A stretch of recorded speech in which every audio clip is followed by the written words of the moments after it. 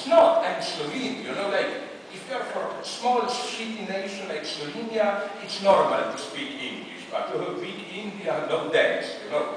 Second thing I told them, and now we come to the theoretical point. I developed a thesis which divided the audience. Okay, from my view, all the good, intelligent guys were with me there. I told them it is true, when English language was imposed on you by the colonizers as your universal de facto language, even now in India. You know, they have, okay, some languages are more widely spoken, but nonetheless, the only universal language is English. I told them, it is true that through colonization, you lost something. You lost what you are now trying to get, a dream of emancipated, free India. But I claim, are you aware that what you lost through colonization is something which at the same time emerged through colonization and has nothing to do with real pre-colonial India? Real pre-colonial India was the usual pre-colonial mess. Different groups fighting. It wasn't heaven, it wasn't hell. It was something totally different than that India which is the dream of the anti-colonial fighters. This was a modernist dream. This was a dream which, yes, reacted to English colonialism, but it was paradoxically engendered, generated through this very imperialism. What do I mean by this? This brings us again to the very central thesis of this book, which is that in a proper dialectical process, it's a very simple formula that I will defend. Yes, you lose something, but what you lose, that's the paradox, what you lose does not precede the loss. It's not first you have something, then you lose it. You lose something and retroactively the dream of what you have lost emerges. Which is why I told them the true victory over colonialism is not in any way return to your, even if they are modernized, pre-colonial rules. If you do this, you play the nastiest colonialist game. It is, as it were, to beat the Englishmen at their own game, to be a better universal modernist than Englishmen themselves, even ultimately to steal the English language from Englishmen themselves. You know who knew this well? Did you see the film, which I didn't like it, but I like the figure? Spike Lee's Malcolm X with Denzel Washington. Malcolm X knew this very well when he chose to be, instead of family name, X. In one of his texts, he puts very clearly what he means with X. Of course, first it means the unknown. As a slave, I was torn out of my African roots, I lost them. But again, and that's the Hegelian genius of Malcolm X, he says, but this doesn't mean that I want back my African roots. The trick is to experience this X, the fact that I was torn from my roots, as a new universalist freedom. Now I'm without roots, I can find myself in new universalism, I can define myself, and we know, I don't agree with it, but he was in some sense moving along the correct path. Malcolm X's solution was Islam. No?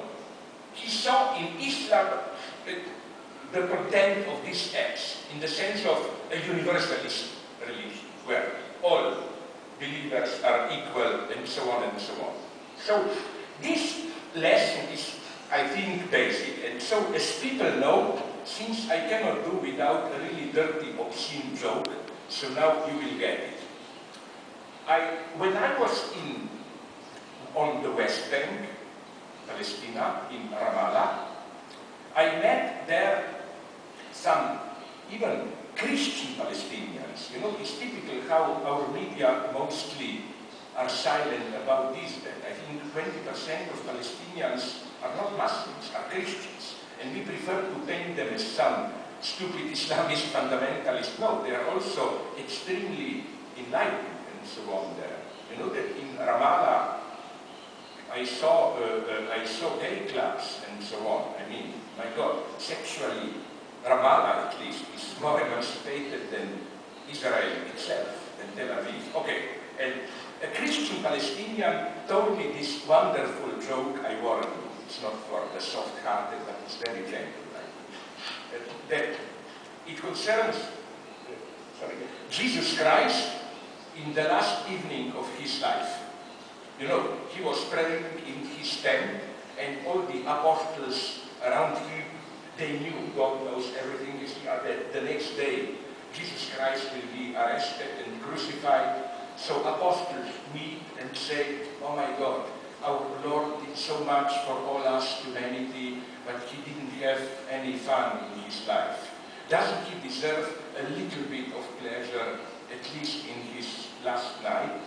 So they call Mary Magdalene and says, listen, let's do our Lord some favor.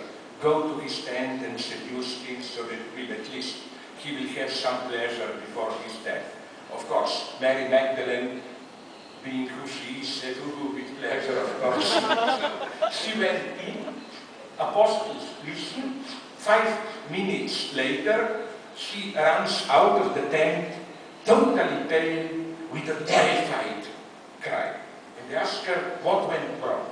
And she said, no, Christ was very gentle, but okay, I started to dance in front of him, he looked at me with interest, then I raised my skirt, approached his face, spread my legs, and then Jesus Christ looked at my sex organ, spread, and said, oh, what a horrible wound. Put his palm on and totally closed the wound. This is what would have meant something like this, the return to pre-colonial traditions, you know, like, yes, the wound is closed, but I prefer the wound. No. What I'm saying here is what? Another way to put this would have been in theological terms. As Hegel knew it in his reading of Christianity. When we talk about fall from paradise, that's what Hegel emphasizes.